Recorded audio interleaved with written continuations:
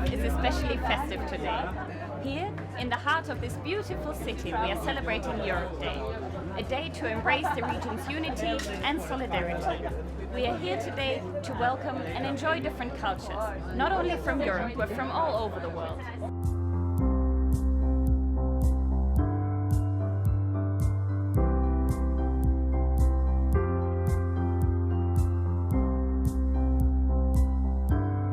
Are you ready to rock, ladies and gentlemen?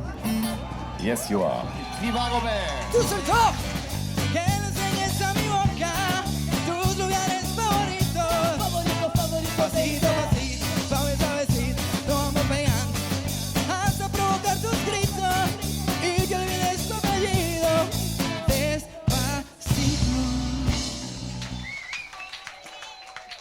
We're located in the very heart of Europe, and we have a very European population here in Düsseldorf. And all these communities have a long tradition, and they shape, to some extent, the character, the DNA of our city.